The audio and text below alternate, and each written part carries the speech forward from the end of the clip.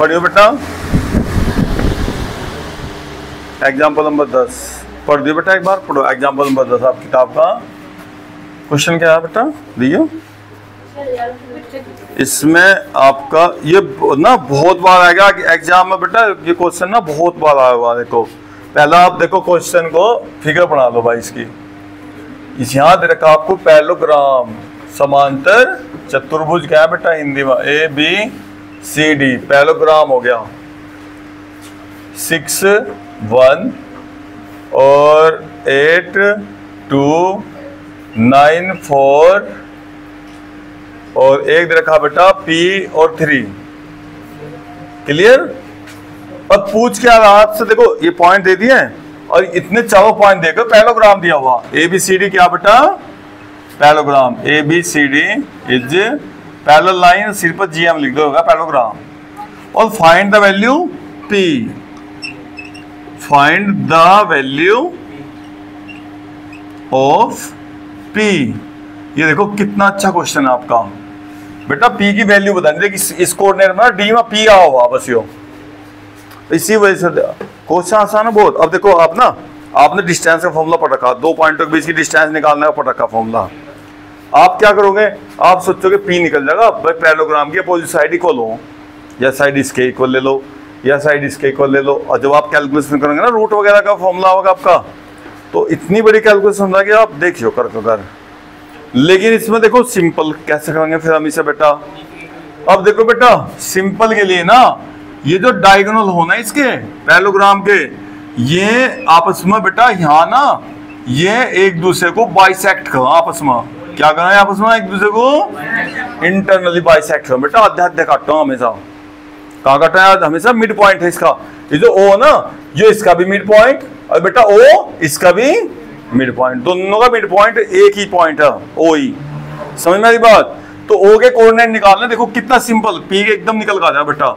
AC का mid point निकाल लो, mid point मध्य बिंदु है ना, mid point of AC is equal to देखो भाई, ये मिड पॉइंट का क्या फॉर्मूला बेटा, AC ले रहे ना, तो x में x जोड़ के आधा करते हैं, और y प्लस लो जी हाफ करना।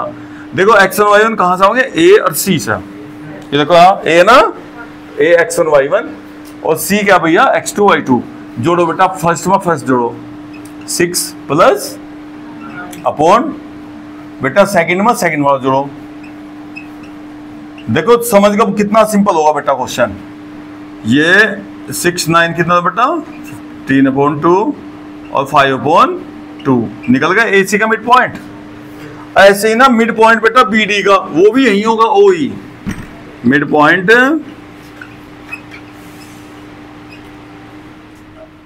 BD का मिड पॉइंट बेटा, इसमें ये फॉर्म लगाओ सेम।